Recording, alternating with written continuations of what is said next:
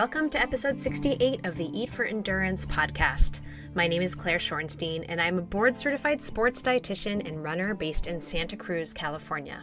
I provide virtual nutrition services to teenage and adult athletes of all abilities, and I host this podcast to demonstrate that there is no one-size-fits-all nutrition approach towards optimal health and performance. Today's athlete nutrition profile features Dylan Bowman, a professional trail runner, co-founder of Freetrail, and host of the Freetrail podcast. Dylan has had a long and impressive career as a trail and ultra runner, with too many wins and podiums from the last 14 years to mention here. These days, he's at least as well known for his company Freetrail as he is for his success as a pro runner. And that's exactly how I connected with him, as he was providing live stream coverage of the Canyons endurance runs with fellow pro runner and Freetrail team member Corinne Malcolm. On top of his media company, he became a parent within the last year, which obviously adds yet another dimension to the demands on his time. But that doesn't mean that he's not still competing. This year, he recommitted to getting back out on the trails and onto the racing scene, and we have a great chat about what he has been doing to balance it all, and how for a while he had to deprioritize his running. We of course get into the highlights of his training and racing nutrition throughout the different stages of his career, and we explore how his diet and performance nutrition have evolved over time. I love that he approaches his fueling strategies not just from the perspective of what works well with his gut, which is often the focus, but also thinking about what works well with his personality and overall approach to life. All right, let's get into it. And just an FYI, this interview was recorded in mid-May. So without further ado, please enjoy my discussion with pro trail runner and co-founder of Freetrail, Dylan Bowman. Hey, Dylan, welcome to the Eat for Endurance podcast. How's everything going today? Hey, Claire, thanks for having me. Today is going very well. Thank you. How about yourself? Yeah, it's great. Did you get a run in? I did. Yeah, I was actually thinking that I wasn't going to feel particularly good today because I was at Camp Strava in Southern California yesterday, and my flight was super delayed coming home. I didn't get home till like midnight and then woke up super early. But I actually had a spectacular run up to the top of Big Rock Ridge, which is sort of the high point here in my neighborhood, Marin County. And I felt great. The sun was shining, and yeah, here we are. Amazing. So I like to start my interviews by digging into your nutrition roots. So why don't you tell us a little bit about growing up in Boulder in terms of, any of your memories that you have surrounding food and meal times? So, yeah, I would say that my diet was pretty typical in that it was, there wasn't a lot of thought put into, I think, macro, micro nutrients, things like that. It was more just what was convenient, what would fill the tank. My parents grew up in the Midwest, and so, it was a lot of, typical American foods growing up, from what I recall. A lot of pasta, pizza dinners, burgers, hot dogs, things like that. Not a lot of the things that I would consider the majority of my nutritional diet at this point. And actually, when I met my wife many years later, and I'm sure we can get around to talking more about that, I really was able to focus a little bit more on my nutrition and changed a lot about how I ate. So I would say that, yeah, growing up in Boulder, pretty typical, kid growing up eating basically whatever my parents put in front of me, which was, your sort of typical foods. Okay. I do remember I ate tons of pancakes. My mom makes incredible pancakes and a lot of eggs and toast and things like that. Yeah. Awesome. And I know you played lacrosse at some point. I'm not sure when you got into it competitively, but what kinds of sports did you get up to when you were young? Yeah, so lacrosse was kind of the main competitive outlet for me. I did play pretty much every sport at some point in my life: baseball, basketball, tackle football. Eventually I settled on and started specializing in lacrosse because frankly it was what I was best at, and I really still love the game. I mean, it's still such an entertaining, amazing, and underappreciated sport. I think the combination of physicality with finesse and high scoring, exciting, it's a game of momentum, and so I really do enjoy following the game still. In fact, the NCAA tournament is happening right now, and the new professional league is really taking the sport to the next level. So yeah, I played lacrosse through high school and college, and then it was after I graduated from college that I finally sort of understood that I was actually pretty good at running and started taking that more seriously. And I think my athletic career as a field sport athlete has really helped me to excel as an endurance sport athlete as well. So that's a bit about my athletic background. And was nutrition ever kind of something you thought about linked to sports, like being on the lacrosse team, playing competitively in high school and college, or was it again just like, oh, I'm just making, eating whatever everyone else is eating or whatever my parents make or whatever? Yeah, yeah. I mean, in college, I would say I was a pretty unhealthy eater. Also part of our team culture was having a lot of fun. So we stayed out Yes. late. We did a lot of partying, drank a lot of beers, things like that. And I would say that what might be interesting to the audience is that my coaches always wanted me to be bigger, right? They always wanted me to Mm. gain weight. And so, it was a lot of like protein shakes and encouragement to get in the gym more, pack on the LBs, and there was not a lot of attention paid to how you got those calories in. There was just sort of an encouragement to put more calories in. I got to say, I never really bought into that a lot. Okay. I never felt comfortable adding weight. Just like I felt like, not because I didn't want to, it just felt like it made me a worse athlete, not a better athlete. And I wanted to be Mm. the best athlete I could be. And I guess I should say that my role on the team ended up developing into basically just being like the runner on the team. I was the hustle guy who ran up and down the field in transition and, hustle for ground balls and things like that. I was just sort of like the rabbit. And so for me, I never really paid attention to the encouragement from my coaches to try and pack the weight on. And so again, yeah, I just sort of ate the way that I was used to growing up, and didn't think a lot about sort of what I was putting in. And obviously when you're younger, you can get away with that type of stuff. Yeah, absolutely. So it sounds like you really like you graduated from college and running was kind of like the natural next thing as that was kind of the thing you were leaning into even while you were in lacrosse.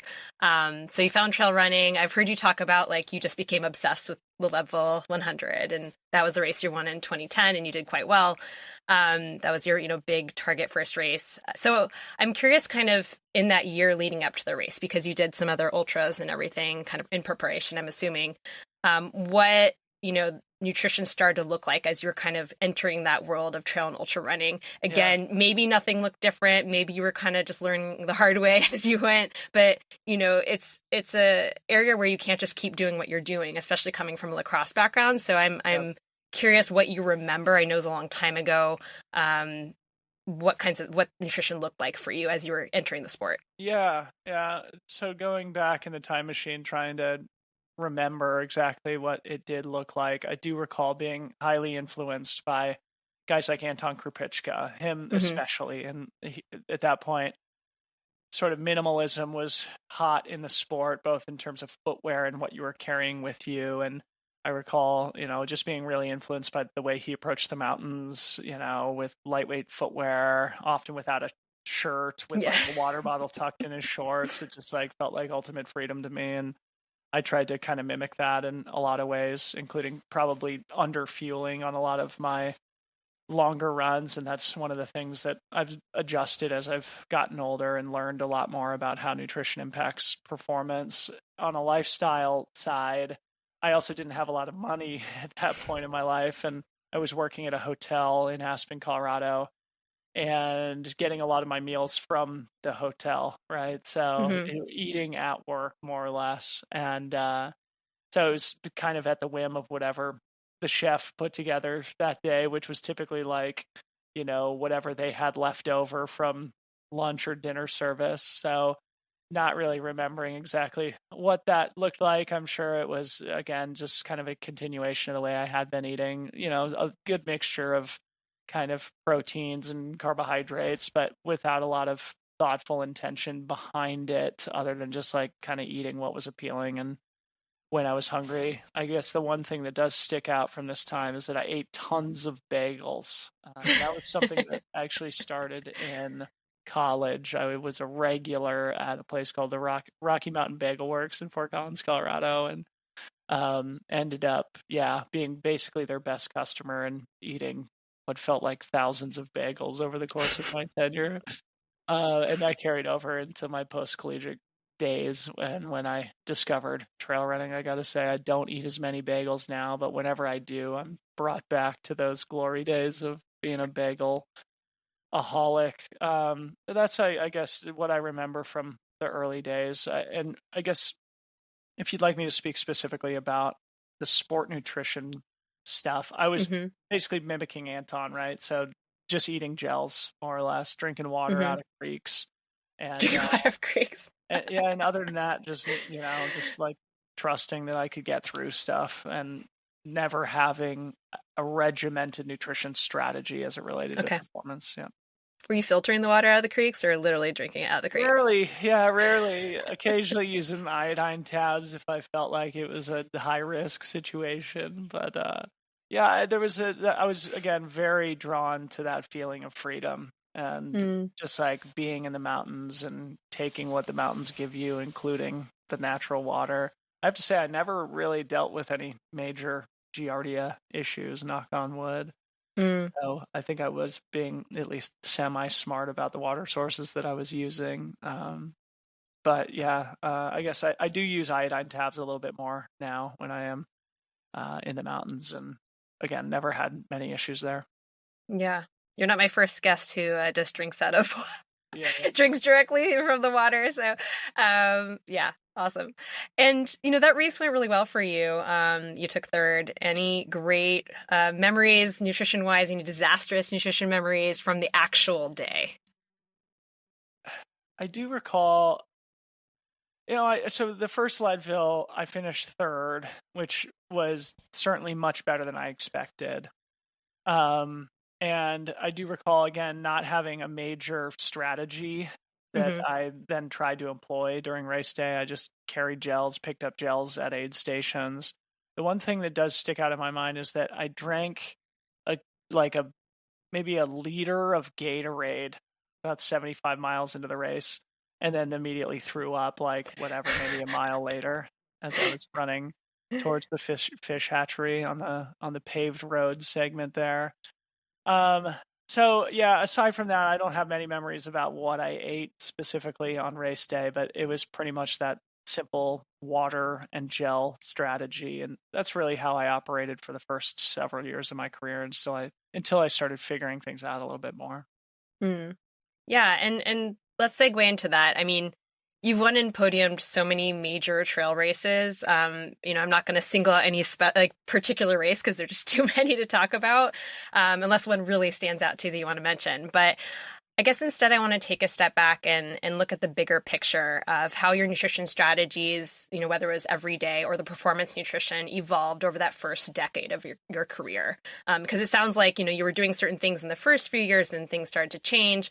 And of course, now you're at a different point in your career, and we'll talk about that. But maybe you can identify some key learning moments relating to your nutrition, especially in those early years where you were still relatively new to the sport, but you were really crushing it. So I'd love to hear about that. I would say, again, the major pivot point for me was when I met my now wife, which was Okay. about 12 years ago now. She grew up vegetarian, which I think is unique, and therefore was exposed to a lot of foods that I wasn't at a young age. So she had a much more, I think, mature palate, more or less. And she happens to be a fantastic chef herself. And so meeting her, connecting with her ended up changing my diet drastically, and I think for the better in a lot of ways. We mostly eat vegetarian at home because she's still, basically fully vegetarian. And it's been that way, basically since we've been together. I don't identify as vegetarian, and actually we could talk about this later, but Mm-hmm. have been actually intentionally trying to consume more protein in recent years, especially as I've gotten older, with good benefits. But I would say that, at that point, that was sort of the major evolution for me, was going a little bit more plant-based, eating more foods that I would say are more more nutrient dense, higher Mm-hmm. fiber, Mm-hmm. a lot more vegetables, a lot more sort of whole grains, less pasta and pizza, more, farro and lentils and things like that. And I have to say, it definitely made me feel a lot better. I also started probably drinking a little bit less than I used to, and just taking my performance, I think, a little bit more seriously and starting to figure out a little bit more about how it impacted how I was feeling day to day and how I was recovering from my training. And so, yeah, I would say that was sort of the major change for me on a lifestyle plane. And then I would say, as I have matured as an athlete, I feel like I have sort of arrived at a place where I more or less have my performance nutrition strategy not figured out, because it's always a moving target, but Hmm. where I feel like I have discovered kind of what works best for me, both on like, the practical performance elements, but also in the what feels best mentally, and like what fits my personality and how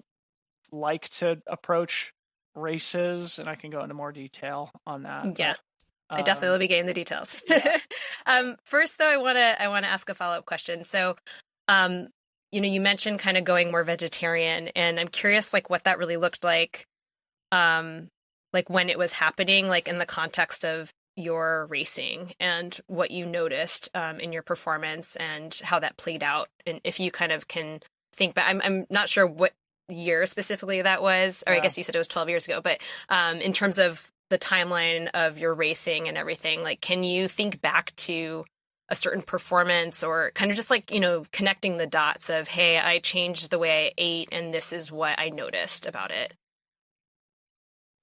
Yeah, it's hard to think of a specific example, but I would say on the whole, I realized that I could be doing a lot better just in terms of like the nutritional element of my diet, the Mm, nutrition, I guess, density of the foods that I was eating, and that it would have a positive implication for not only my performance, but how I felt day to day. I would say I probably lost a little bit of weight at the time, hmm. just generally felt lighter, fresher, and more capable to tackle my training on a day to day basis.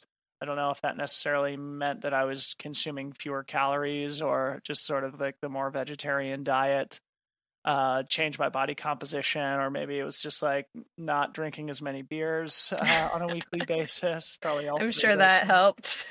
combined.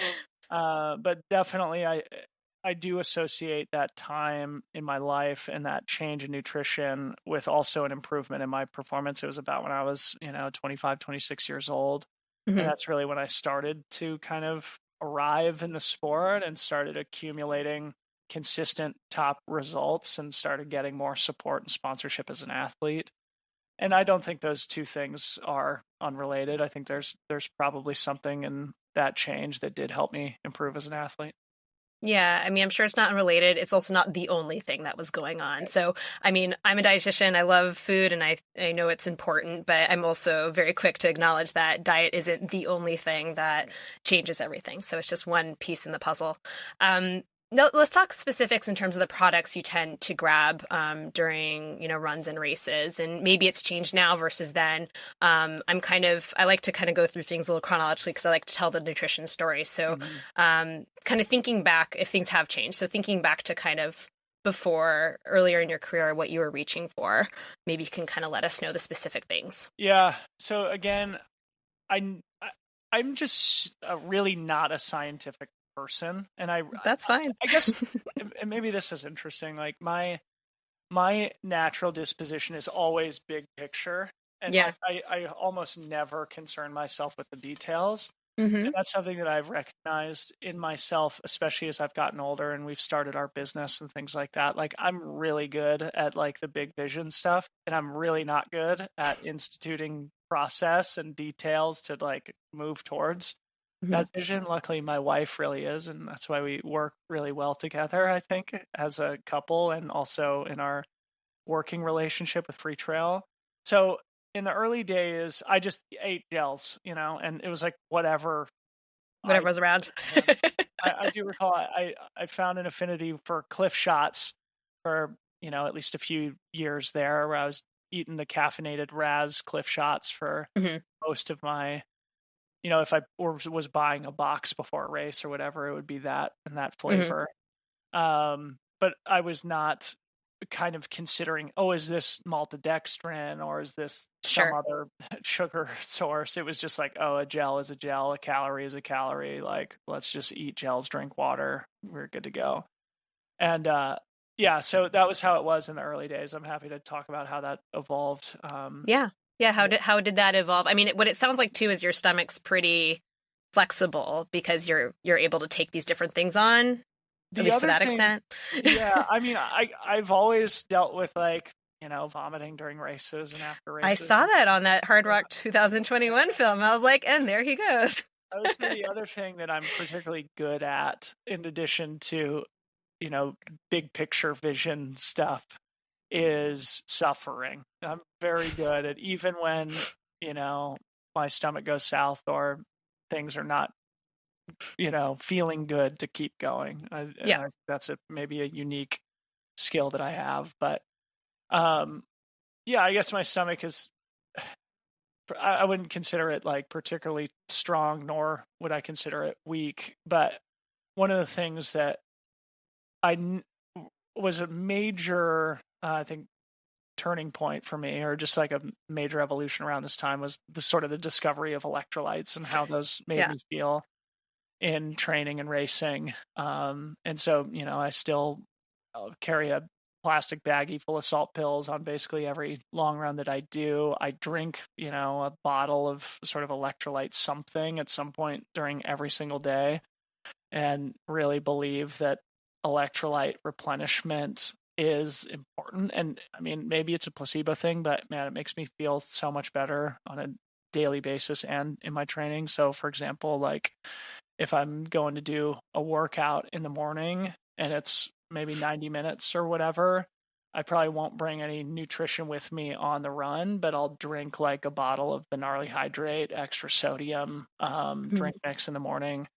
And I find that electrolyte, just topping off the tank with electrolytes while getting some of that sugar for glycogen stores heading out the door, I'm feeling ready to go put some hard Yeah. work in. Yeah. So that the electrolyte thing was an important, I think, evolution for me, just sort of discovering that instead of just doing water and gels, it sort of became water, salt pills, and gels. And I do recall a couple of races at the time where, and I know this is sort of a controversial thing, but where I cramped like crazy, like, brought to a standstill because my legs were so cramped up. And then with, some electrolyte replenishment and some slow moving for a little while, came back around and started moving really fast again. And I associated it with electrolytes, and most people did at that time. I still do, I have to be honest. It's part of it. It Yeah. is part of it. It's just there are also other parts. Yeah. Yeah. So anyway, that's the electrolyte thing was important. Yeah, I saw you called yourself an electrolyte evangelist, which I thought was hilarious. I just came up with that. Yeah, electrolyte evangelist. Spreading the gospel of taking your sodium in. Yeah. No, of course it's important. And I mean, do you consider yourself or do you happen to know if you're a salty sweater? Have you ever gotten testing or done like sweat loss tests or anything like that? Or I suspect that I am, but no, I've never gotten a test. Are you a heavy sweater? Type of guy. I would say I'm not heavy. Like I know a lot of people who are heavy sweaters, heavier than me, I should say. But I would say I'm probably an above average sweater. And when I go out for, those long hot runs, I am the type of guy who comes back with white spots all over me. And maybe that is like, I'm generally also somebody who heavily salts my food too. So I don't know. I've always suspected that maybe I am like a heavy sweater, or that for some reason I am prone to lose more electrolytes in my sweat, and therefore that's why I crave salty things a lot, and I put a lot of salt on my food. Who knows what the nature versus nurture is there, but I think is maybe an interesting thing for the audience to know is I'm a heavy salter of my food, and I'm a heavy electrolyte user in daily life, in training and racing. Would you ever want to get your sweat composition tested? I mean, you can. Yeah, I'd be interested. Again, though, this is a reflection of my personality. Is like, I'd be interested in it. but like I'm not desperate to do it because it's like one of Sure. those detail things where it's like I'm so busy with other stuff right now. It's like, do I really want to go get my sweat tested? I've run ultras for 15 years right now. Yeah. Like, what am I really going to change at this point? Like, You got to find that performance edge, all the oh God, details. Yeah, I know. that kind I of thing. know. Yeah. I know. Well, you guys do have on Freetrail Kelly Pritchett on, like, you're working with her, who's amazing. She's been on my podcast twice. I love her. Oh, good, yeah. So she's a big value add for your community. And so you can always chat further with her about it if you wanted to leave the details to somebody else, That's right? a good point. Yeah, I should just ask Kelly to help me You out should. there. Make a protocol for me so that I Yeah, can just focus there you on go. the big picture. Exactly. Like you can have someone else do all the details, right? What about real food? You know, I think you were saying gels, water, electrolytes. So never real food in all these ultras you did back then? No, but one thing that this is, I guess, one of the newer evolutions for me as somebody who hasn't changed a lot about how I've approached my race day nutrition in a lot of years was at Hard Rock in 2021, which was one of the best races of my career. I was dealing with like a pretty long low patch. You referenced it, the film that we made.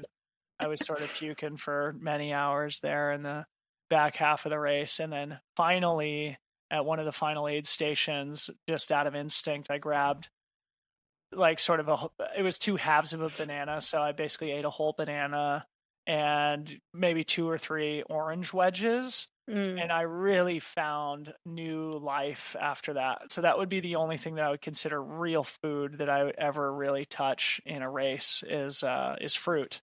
And it's something that I've now used successfully multiple times since then. But it was kind of one of those light bulb things for me of like, oh, your stomach's bad. This is a simple food, fructose. It puts a little bit of fiber in your stomach, makes you feel a little less like hungry. And it just gave me the juice that I needed to like find a second win and get to the finish line a little bit quicker. So I would say that the fruit at aid stations is the only quote unquote real food that I ever really touch. Occasionally in the middle of the night, maybe like a cup of salty broth or something like that.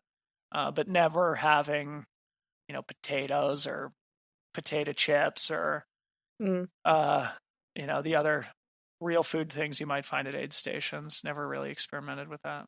Does it just not appeal to you, or are you just too nervous to take it on? So this is maybe a good segue into what I actually do. It's again like it's an effort to arrive at simplicity and to keep the big picture, right? So it's just like, okay, I want to just focus on getting to the finish line as quickly as I possibly can. What can I do to do that? And, having solid foods at an aid station has never arrived on the menu of possibilities to arrive at that final goal. So, I've always tried to simplify everything for my entire career so that like really I can just like focus on competing on race day. So if you'd like, I could just like kind of rattle off what I have been doing for the last, call it 10 years with my race day nutrition. Yeah, let's do it. Yeah, cool. So I'm somebody who drinks my calories. And the appeal there is, again, the simplicity. So I've used sort of the high carbohydrate drink mixes, mostly using the Gnarly Nutrition Fuel 2.0 drink mix now, and have been for many years. Love those guys, love the product, love the brand. And so for like Fuel 2.0, there's analogs that other brands make, but it's roughly 200 calories per 500 milliliter bottle, 500 milligrams of sodium per bottle, a little bit of caffeine. And so for me, I love that, right? And I've got my bottles on my chest in my hydration vest, and I can just lean down, sip out of the bottles, and I'm getting my fluid, my nutrition, my electrolytes, my amino acids, and my hydration, my fluids, nutrition, electrolytes, amino acids, all from the same source. And for me, I love that, right? So it's just like, that's all I need. I just fill up my bottles. When I get to aid stations with my crew, I'm not messing around with a lot of stuff. Like, just hand me new bottles. Oftentimes they'll hand me empty bottles just with the powder in it, so that when I get to the next aid station without crew, I don't have to dump powder in there. I just go and fill the bottle. So what I'm trying to say is that I've always loved simplifying everything that I possibly can. Gear, nutrition, strategy, pacing, all those things is just like as simple as I can make it, the better I perform. Because again, like I'm not a details guy, not a details guy. And so that's something that I've always kind of like recommended, though I'm not sure if it's necessarily like something you would recommend, but like I guess as an example, two of my best races in my career. Well, one Ultra Trail Mount Fuji in 2018. Probably the Yeah, I best saw that one executed, too. That was one of awesome. the best executed 100-mile races of my career. And I drank probably 20 bottles of that stuff over the course of 19 hours and had maybe 3 to 4 gels total in addition, just like when I felt like I needed a little extra juice. That's all I had the entire race. Hard Rock, I had probably roughly the same. Again, my stomach wasn't as good. I had some fruit, and I think I ate a couple of Bobo's oat bars in the first half of the event, which is a product I have no affiliation with, but that I like. It's a calorie dense, simple, again, a simple thing. Like it's 400 calories. I've had them. Yeah. 400 calories in a bar. They make you feel like you're full, and I can put them down, when I'm just hiking uphill, right? So, but at Hard Rock, that was the first time in my whole career that I never had a single gel over the course of the 100 Oh, mile. wow. Yeah. So I just like to use that as an example. I'm getting 90% of my calories just from fluids, and then maybe supplementing with that fruit at the end. Maybe having, I guess you could maybe call the bar a real food product. Probably not. Solid food. We'll call it solid food, not real food. I'll change my wording. Solid food. But for the most part, you can tell that I rely on those bottles more than anything. Yeah, and I mean, this just goes to show, and again, this is the whole purpose of these interviews that I do with all kinds of athletes, right? Is there's no one right way. Everybody does it differently because you're not a details person. Maybe someone else is, and they really get in the details, and that works for them. And they don't like to just drink calories. They want to eat things. They get hungry, so it just goes to show like what works is what works for you. That's the answer. And it's figuring that out, Yeah. And I think more explicitly, like it's not necessarily all about what agrees with your stomach, but it's also like what agrees with your mental attitude, your life philosophy, and your personality. Absolutely. And so bringing those two things together when you're thinking about your nutrition strategy is probably the way to go. And your instinct is usually right there. Yeah. No, I love that. I love that because, and I'm guilty of this too, of like really emphasizing the tolerance piece. Like what does your gut tolerate? What does your body, jive with? And then not always remembering, oh, hey, like maybe this is mentally too exhausting for you to think about. And, I've absolutely had, whether it's an Ironman client or an ultra or something, where we've had to just absolutely simplify because it's too much. When you're out there for as long as you are, like you don't have to think about all of the things. You have to remember, take this and that, as you said, streamline. So simplicity is often a great goal for many people. Yeah. I want to talk about altitude for a minute because, especially with Hard Rock, it's really not uncommon to see so many people struggling with GI issues at these high elevation races. And so I'm not sure if with Hard Rock, that was what kind of was part of the struggle, just being at elevation, or maybe you haven't had as many issues at elevation, so that wasn't it for you. But I'm curious if, you've kind of given any thought to kind of, or change your strategy when you're at higher elevation races when, compared to sea level. Yeah, it's a good question as to whether the altitude played a role in the fact that my stomach did go sour in that race. I can say definitively that it didn't change my strategy going into the event, knowing that I'd be spending all day at an average of 11,000 feet. If I were to do Hard Rock again, which I will be, it looks like, in July. Yeah, I'm second on the wait list right now. Oh, so amazing. Knock on wood, I should get in. My plan would be to sort of mimic what I did, because I had one of the best races of my career. There was a several hour kind of like low point, just like bad energy, but I still was moving really well during that time when I wasn't necessarily feeling great. Is drink calories, especially up high, eat fruit at the aid stations. That's what I'll do. And then Yeah. probably it seemed like the Bobos thing did help. And I pretty much only did that in the first half of the race before my stomach went sour. So who knows? I may not implement that again. Maybe lean more heavily on the fruit side of things because it just like doesn't sit as heavy in your gut, but it still gives you that fiber to make you feel a little bit more full. And Hard Rock is a long race, much longer than Western States, for example. Heat is an interesting thing, I think, more so than altitude. Yep. Yeah. How I would approach my nutrition strategy. But yeah, altitude, I don't think it's necessarily impacted my digestion as much. I guess the one other thing I should mention too that I do at Hard Rock and other races, and this is a brand that I'm affiliated with, is I always like smash Red Bulls. And I was just about to ask you about Red Bull.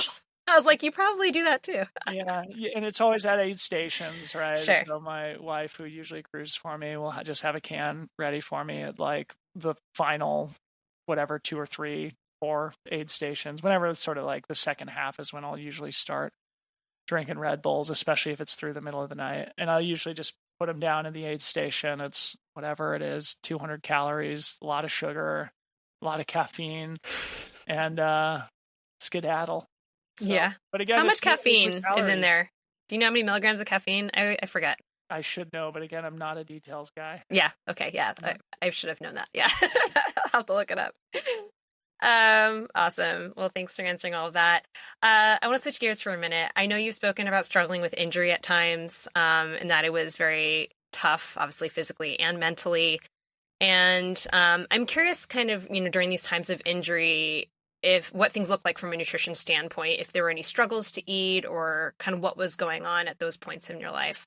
And I'm not sure if there was only one real period of injury or if there was more, but I remember hearing you talk on a podcast about like a long period of injury. So I'm just kind of curious about that.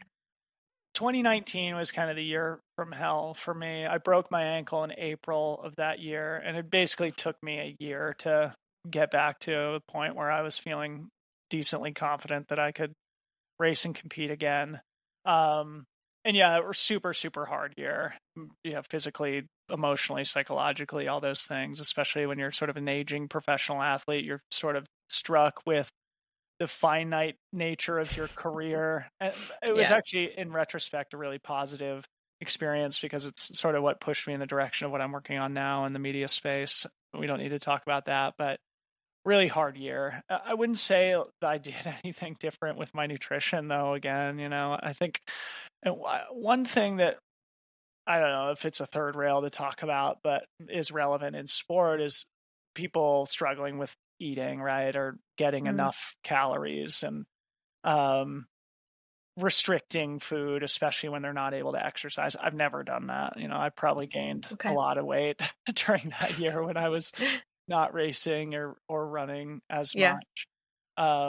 So I can't recall anything that I did from a nutrition perspective. Oh, one thing I did do is I started taking collagen, like putting collagen in, smoothies and stuff, just because I had heard anecdotally that it may help with recovering from both soft tissue and bone injuries, which I was dealing with in my left ankle at the time.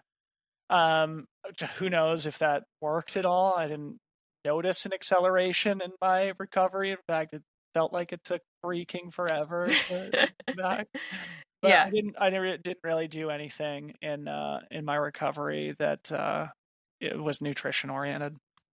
Okay, thanks. Yeah, the thing about collagen is, there is some good evidence behind it. It's just that people don't really use it correctly a lot of the time. So they're like throwing into a shake and just drinking it whenever. But the evidence is use like a very specific dosage an hour before exercise along with vitamin C. Yep. And often people aren't doing that. Right. But it absolutely can help with, rehab and all kinds of stuff. So just a little side note on that. Yeah. All right, let's talk about what you've dubbed Operation Get Your Shit Together. Yes. That's one I can definitely relate to many times in my life, ongoing right now, I guess I would say. But you're at a really interesting point in your career, and you've had all of this success kind of before you were doing Freetrail, before you got injured, all of that, before starting a family. And now you're kind of tapping back into that pro trail runner side of yourself and while trying to balance everything else. And, I can certainly like that whole idea of balance. I know I can relate to that. It's really hard. I have two little girls, like all this stuff going on. And I know we'll find a nutrition thread in this somewhere, but just to take a step back from that for a minute, I just love to hear your thoughts on what led you to kind of getting back to this point, to start this operation, where you're at in your journey and where you're wanting to go. Yeah, good question. So this was an unofficial, I guess, designation that I applied to the early part of 2023. Life for me and my family recently has been chaotic, to say the least. Me too. Change into our lives over the course of the last 6 months that it's something I would definitely not recommend to people, but I think is putting us on the path that we want to be on as a family. So to give the listeners a little bit more context, we were living in Portland until about October of 2022, sold our house there. My wife gave birth to our first son in August 2022. So we sold our house just after we had our first baby, moved back down here to Northern California. We were staying in a family house in the area while we sort of looked around to figure out where we were going to be more long term. Of course, having our first child, we've got 2 dogs. Oh my have gosh. a small business, which is like all consuming, right? Yes. And what we're trying to build with that is like the hardest thing I've ever done in my life.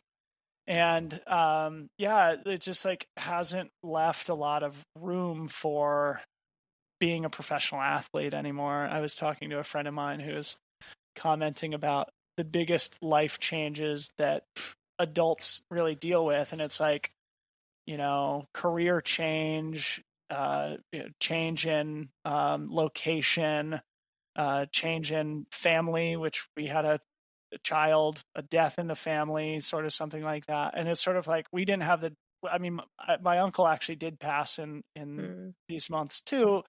Not, a majorly traumatic or depressing experience, but certainly just like another thing. And so just a lot of stuff going on in our lives right now. And I also had another friend, sorry to go on these tangents, but no, I love it. Go for it. It's like, you can't simultaneously be a good dad, a good small business owner, and a good athlete, right? And so of those 3 things, there's only one thing that I could sacrifice, right? Like I can't sacrifice Freetrail right now. I'm obviously not going to sacrifice my time with my family and our brand new baby. So the one thing that I could sacrifice is just my own running career. And it feels like, a sad moment for me. Or it did feel that way. And that's what this Operation Get Your Shit Together was sort of trying to protest against. And I'm not sure how successful I've been in that. But I did, now that we've been more settled here in the Bay Area, I have had at least a little bit more time to refocus on training. And so the whole Operation Get Your Shit Together idea was just like making my running a non-negotiable thing. Just like whatever you got to do to get something in, you got to do it. Because as we all know, it's more than just trying to perform at a high level. It just makes me feel better. I am better at my job. I'm better as a dad when my run is a non-negotiable. And when I'm like moving towards something, I'm doing workouts and I'm getting out for the occasional like alone time, long one on the trails. Like I need that stuff. And so that's sort of like where that came from, was just like, okay, this is no longer something I'm willing to completely sacrifice. This needs to be a part of my life. It will make me better in these other areas of my life. And it's to be determined whether I'll ever be able to focus on it with the same intentionality, with the same intensity that I did for the last 10, 12 years as a professional athlete. And at the same time, I'm 37. So, feeling like I am in a good space, feeling like I'm much more motivated now to work on Freetrail than I am to be like a super high performance athlete. And so it feels like the right thing for me to sort of be where I'm at, working on what I'm doing and applying the amount of commitment to these various roles and responsibilities that I have in a way that feels like I'm doing dignity to all of them and focusing on the most important things first. Yeah. Yeah. Well, thank you for answering that. I mean, it's a really interesting and exciting point, but I mean, I'm sure it's such a mixed bag of emotions being where you're at right now. And as much as you're so invested in Freetrail, obviously, I mean, your son's adorable. You're obviously invested as a father. But I do wonder if there's like that, because you've had so much in your career before, but I'm curious, like, if there's more that you want to accomplish for yourself, like what those running goals might look like. Like, do you have a sense? I mean, you mentioned you might be doing, was it Hard Rock that you're doing in July, you said, Yep. potentially? And I know you were just in Japan, and, so you kind of have all these things going on still. So I'm just curious kind of what and maybe you don't know, but Yeah. if you do know what you're chasing after on the running side. So here's how I think about it. There's not much anymore that gets me like crazy excited to be like tunnel vision focused on a race. Yeah. I've done so much in my career. I'm so lucky. And I have been lucky, with the exception of 2019, to be mostly healthy throughout my entire career, right? There was one season in 15 years where I dealt with sort of consistent injury. But otherwise, like, I've been able to pack a lot into my career, more than most anybody who, I sort of matured in the sport alongside. The things that do motivate me to get tunnel vision again is Hard Rock. I'd love to go have another really good one there, and UTMB. I raced UTMB in 2017 and really view that race and that result as the one that got away from me. I finished 7th overall in what was, arguably the most competitive 100-mile field of all time, but I was sort of in contention for third. I was sort of with Tim Tollefson, who ultimately finished third, like 85 miles into the race. And then I faded, probably because of nutrition stuff. But I faded, 3 guys ended up passing me in the last 10 miles. So you go from fighting for the podium to finishing 7th. It feels like the one that got away from me. And I think the course suits me well. It's sort of like a mix of speed and strength, which is typically where I perform at my best. So I really want to take a big swing at UTMB again. And my hope would be to do it next year when I'm 38. And if I can do Hard Rock this year and do UTMB next year and use those as maybe my final 2 like tunnel vision races, I'll be happy. I will say, though, I do love just being out there, and I think I will be able to swallow my pride in the years, beyond my quote unquote professional days, to still want to be out there, to slog through a 100-miler every year just to do it, and to be out in the community and push myself some more. I think that will be something that outlives my quote unquote professional racing days. Yeah. And I mean, I guess that's also the beauty of Freetrail, is that you're still such an integral part of that community, and you're building community and you're spreading the love of trail running, right? So it's a way to kind of always be a part of the thing you love to do, even though you're not necessarily competing. Hey everybody, so sorry to interrupt, but I have a favor to ask. If you're enjoying this episode, would you please subscribe to the show? Can you share it with your friends or whoever else you think might be into it? Please rate and review the show wherever you listen. All of this supports me and helps me keep this show going and growing. Thank you so much. Let's get back to the episode. Let's chat about Freetrail for a second before I ask you a couple more nutrition questions.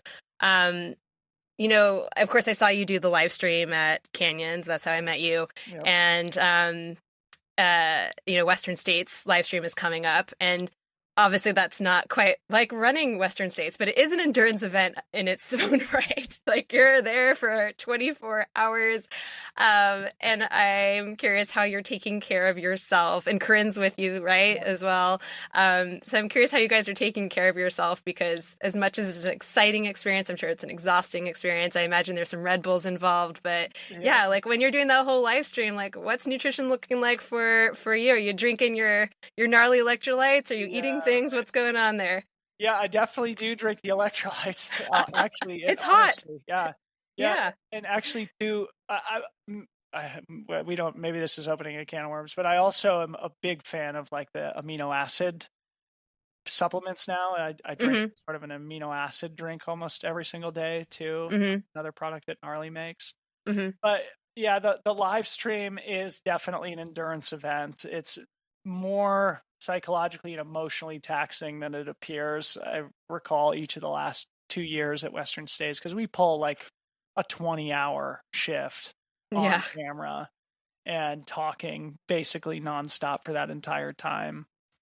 It's not easy for sure, but it is so freaking fun. We love it so much, and we are honored to have that responsibility, Corinne and I. And I have to say, she's an amazing person to partner with on it, and I love working with her whenever we do. And so yeah, we definitely are highly caffeinated throughout the course of that broadcast. At least I am. I have a gallon jug of water behind me, a little bit of probably electrolytes over the course of the 20-hour push. But we're not. I think we sort of, people will bring us some food that we sort of stuff down our throats during the 2-minute breaks that we occasionally get. But it's a full on day. And yeah, each of the last 2 years, I recall, for 3-4 days afterwards, just being completely spent. Like, I can't speak to anybody. I can't really like train. I need to just like lay in bed and chill. So Yeah. anyway. Yeah, no, I can't even imagine. How did Canyons compare to that? Because you did a live stream, but it wasn't quite as intense. Oh, way You weren't less. there overnight, Yeah, right? way Yeah, more okay. chill. Way more chill. Yeah. I mean, we did a total of maybe 5 hours during Canyons. Oh, okay. All We right. took like a 2-hour break in the middle of the day. So Canyons was easy. Western States is, I mean, that's the one, because the race is so important. We both, Corinne and I, have personal experience on the courses. It means a lot to us. It means a lot to the sport, and therefore we really want to do it justice. And so we do our homework and we bring the energy. We try and make it as compelling and entertaining as possible. And we can't wait to do it again. Yeah. Awesome. Well, I'm looking forward to watching it for sure. This episode probably is coming out like right after Western States. Well, maybe, probably. So it will have happened already, most likely, but I'm very much looking forward to watching that. Yeah. All right, let's circle back for a second. What does a typical day of eating look like for you these days? So, to the extent that there's routine, I would say, wake up. I'm a very early riser, and the first thing that I do is drink very strong coffee. It's like probably not healthy, but I literally fall out of bed and stumble into the kitchen and make a very, very strong, highly caffeinated cup of coffee. Usually have a piece of toast, which will either be kind of avocado toast with some olive oil, or peanut butter, almond butter, and banana type thing. And that's usually my breakfast before I go out the door. This time of year, I usually have a smoothie in the afternoon, or after my sort of training, sort of recovery shake, if not a more involved smoothie with more, fruits and mixes and nut butters and coconut oil, banana, etc. Yeah, maybe eggs and toast is also a staple of my diet going back to when I was a kid. So usually like saute some greens and onions and make a couple eggs and have some toast. And then yeah, dinner is always a little bit different. And again, my wife is a fantastic cook. It's mostly vegetarian typically when we're eating at home. A lot of like, big bowls of salads, lentils, farro, a lot of roasted vegetables. We make some homemade burritos. We eat a lot of pasta, homemade pizzas, things like that. That's pretty typical. And what I will say too, and this is maybe something we can talk about, is recently I have been more intentional about eating more protein. And that's one of those rare instances where I have sweated the details a little bit more and sort of paid attention and ensured that I've been getting more protein. That's a typical sort of like menu though for me, is mostly vegetarian, but now emphasizing the protein a little bit more, animal protein I should say, and then just kind of like toast and eggs and things like that.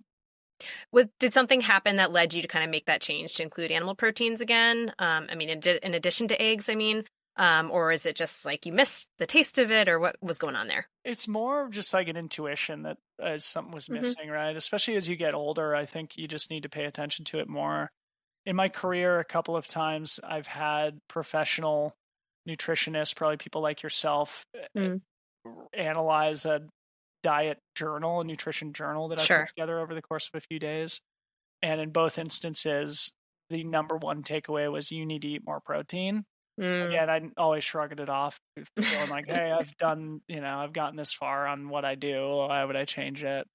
And I think for whatever reason, kind of pivoting and thinking about consuming a bit more protein, I started to realize that actually it does make me feel better, helps me feel stronger, sturdier. And again, like, I don't want anybody to interpret this as a recommendation. I'm very much an N of one. But for me, as a 37-year-old athlete, I definitely have noticed that it's made me, again, not necessarily like feel faster or anything, but has Mhm. helped me feel like a little bit stronger, sturdier, a little bit more of like a steady energy throughout the day. Probably a little bit better body composition. I'm not sure, if there's been any fluctuation in my weight as a result, but definitely feel like a little bit stronger. And yeah, I think it's been beneficial in the last couple of years for me.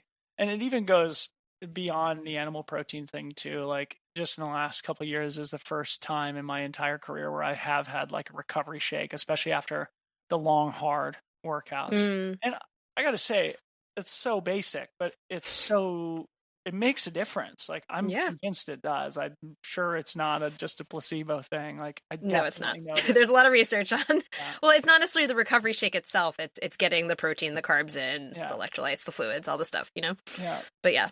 Helps Okay. that recovery feel better the Yeah. next day. Just like a Yeah. little bit, less banged up for the rest of the day after a hard workout. If you just sort of have that shake immediately upon finishing, I think it really is a simple thing that works.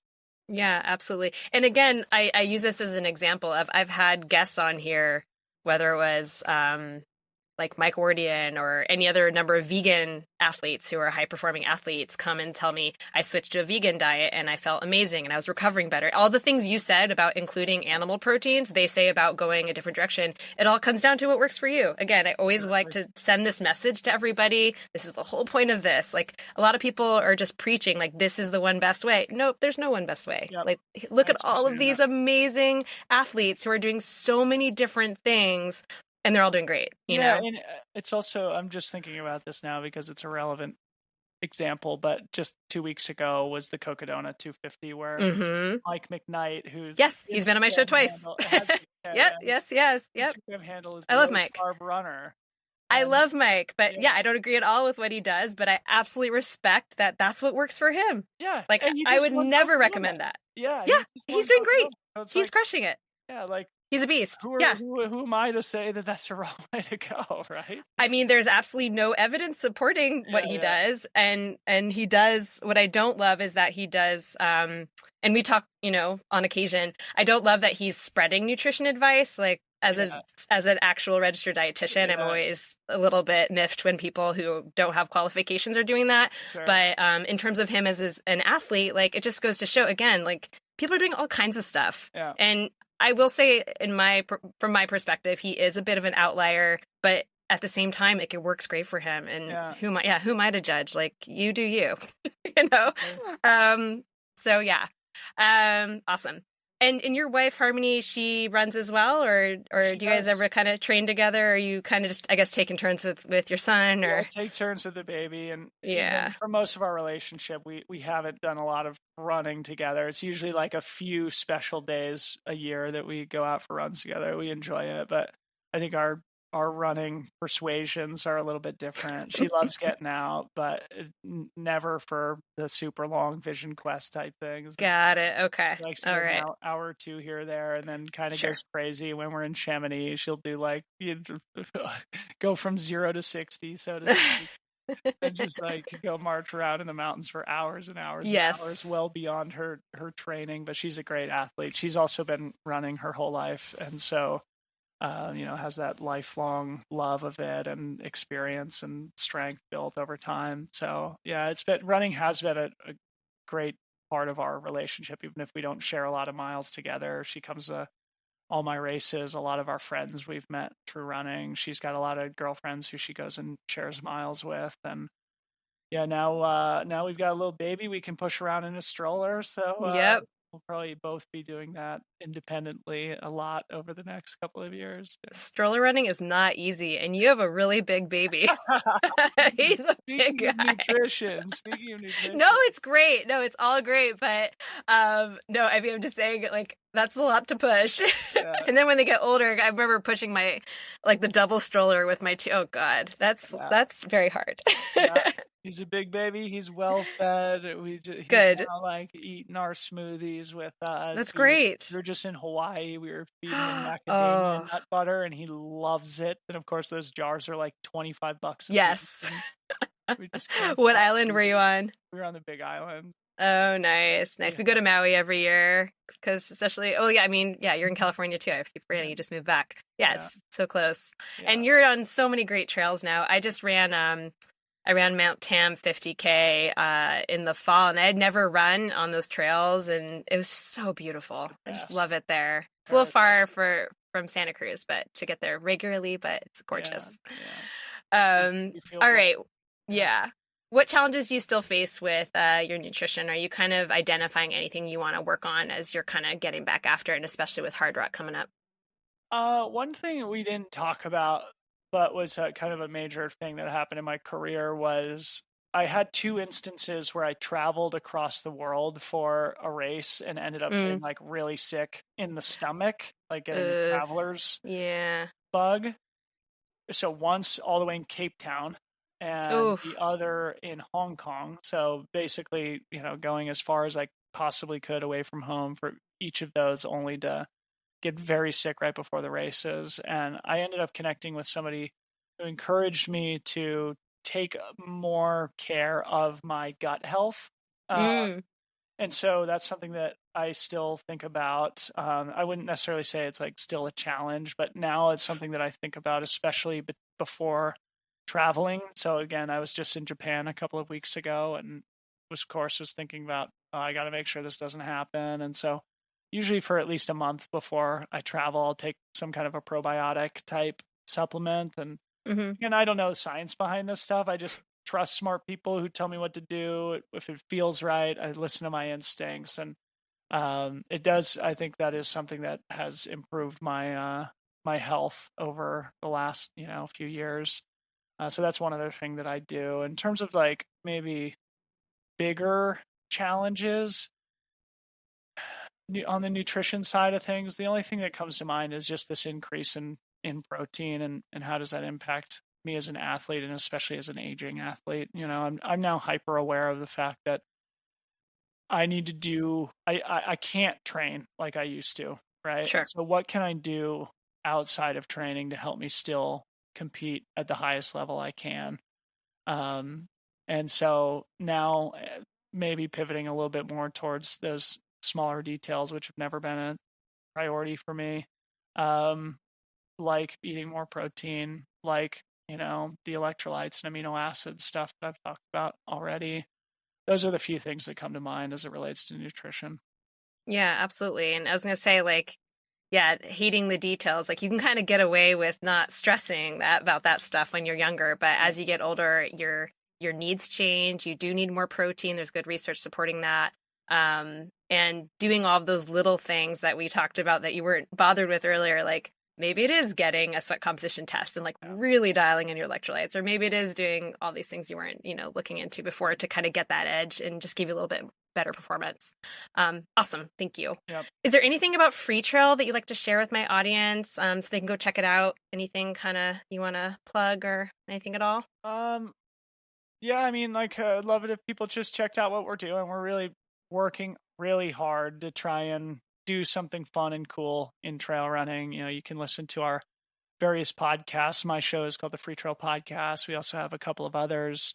Trail Society, which is a really great show hosted by 3 amazing professional female athletes. We've got the Sub Hub, which focuses mostly on shorter distance racing. We're actually going to be launching a new show very soon. So by the time this comes out, it will be great. public. It's going to be called the Mid Packer, which is Neat. hosted by one of our OG Freetrail community members named Troy Meadows, and in an effort to really share more stories from the middle and the back of the pack.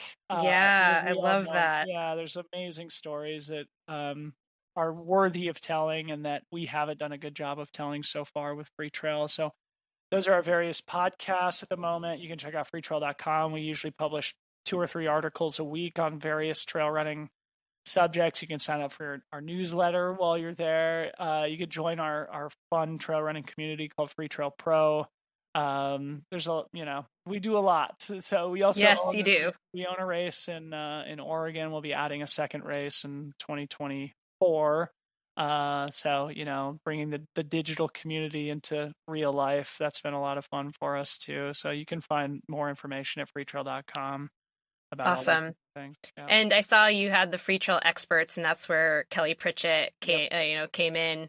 What are you guys doing with that stuff? Yeah, so that's been a fun new project for us. And it was something that we were responding to from our Freetrail Pro community. Just like, what are some things that we could do that would add value to your trail running journey? The one thing that kept coming up was doing coaching. And we thought, okay, well, there's a lot of coaching options out there. How could we do it in our own way? And we came up with this concept of the Freetrail experts. So we have sort of traditional run coaching, but then we also have fantastic people like Kelly Pritchett who come from a sort of different specialization, hers being nutrition. We have a guy named Wilfredo Benitez who also sort of focuses on the nutrition stuff. And then we have Matt Walsh, who helped me in that year of 2019 to come back to 100% health and fitness, and really it has made a bigger difference than I can articulate in words in my trail running career. He's sort of like a strength and movement coach. And we have Danielle Snyder, who sort of helps with mindset stuff. So we're trying to help the holistic athlete, right? Not just traditional run coaching, but also nutrition, strength and movement, mindset. And so that's the Freetrail experts, which is another thing that you can find on freetrail.com. Oh, I love that. And I love that you're promoting people like Kelly, who she really knows her shit. Yeah, so you picked a good one. Honored to have her. Yeah, no, she's great. Yeah. All right. I won't keep you much longer. I'm just going to wrap up with a few quick bites questions. What is your favorite post-race meal or snack? Burritos. Yes, you can't go wrong with burritos. Yes. For sure. Worst race nutrition experience? Maybe the puking.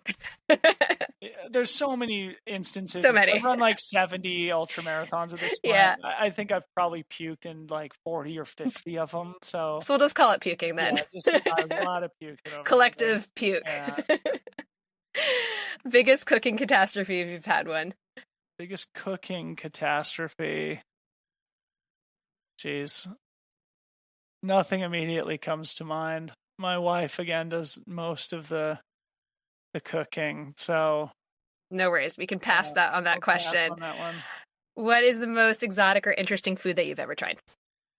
I'll probably get judged for this, but recently I tried horse meat when I was in Japan. Is that a thing in Japan? It's a thing in Japan. Interesting. Yeah. And I wouldn't say it was particularly delicious. Like, I wouldn't do it again, but I felt like in the moment I didn't want to insult my hosts, and it was a new experience for me. But yeah, that's definitely the most exotic thing I've ever eaten. Yeah. Good answer. How do you like your eggs cooked? Scrambled, typically, if not over medium. Yeah.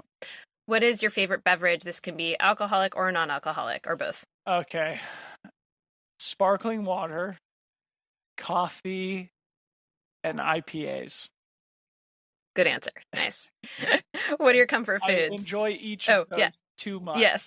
Too much. That's okay. Too much. I'm not good with moderation. Yeah. What are your comfort foods?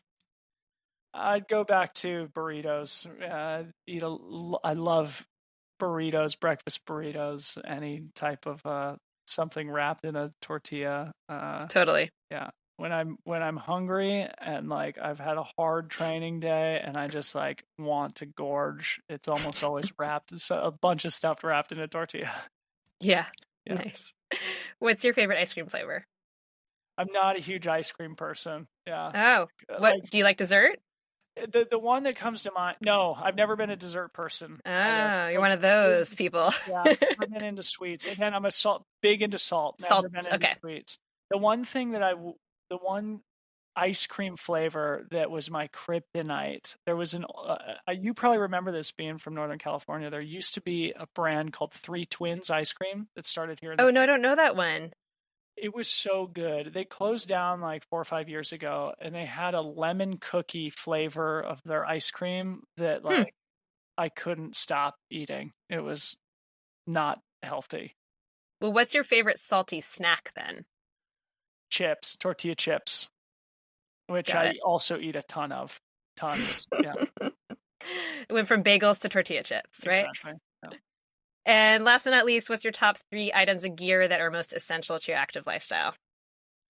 Well, I got to shout out my new shoe, the GS Tam, which is my favorite shoe I've ever run in. And it's so amazing because I had a real impact on its design, which I learned a lot about the whole footwear business as a result. And it's been such a joy and gives me so much pride to see people running in a shoe with my logo on it, the Freetrail signpost. So that's definitely number one. I love the new Garmin 955 solar watch. It's a really cool feature where you can actually charge the watch while you're running using solar energy. Neat. It's amazing. It's amazing. That's so cool. So like if I was in the middle of a 100-mile race and my watch was dying, you could put it on and charge. And I would say, let's see, what other gear? Like I think a piece of gear that a lot of people are using now that is extremely well designed and that really helps in trail running are the Lecky trail running poles. They're really, really great products. Amazing product. And I think that's why they've sort of like basically owned the entire trail running market at this point, is that it's just they're head and shoulders above the other brands. I have to say, in full disclosure, I have relationships with all 3 of those brands. It's all good. It's okay. Not serious one with Lucky. I really do think they have a fantastic product. So yeah, those are 3 to get people started. Awesome. Thank you. And where can everyone find you online? Yeah. So again, freetrail.com is a good place to start. My personal handles are at DylanBo, DYLANBO on Twitter and Instagram, and you can find me on Strava too. Those are really the 3 platforms that I use on a semi-consistent basis. Awesome. Well, thank you so much for your time today, Dylan. Good luck with all your races coming up with Western States coverage and all of that good stuff. Hope you get into Hard Rock. I'll be watching and listening. Thank you so much, Claire. It's a joy to chat with you. Thank you. All right, that's our show for today. Thank you so much, Dylan, for chatting with me. I really had the best time hearing your nutrition story. All right, you guys know what I'm going to ask for next. If you're enjoying this show and you want to keep these episodes coming along, the biggest way you can support me is by subscribing to my show, sharing it with others, and rating and reviewing it wherever you listen. Also, I'd love to hear from you. If you have any topic requests or guest requests or anything at all, please give me your feedback. I'm around. You can DM me on Instagram, Eat for Endurance. You can send me an email, eatforendurance@gmail.com, or actually I'm switching over to a new email, claire@eatforendurance.com. Either one works. I'd love to hear from you. Thank you so much. I really appreciate your support, and see you all next time.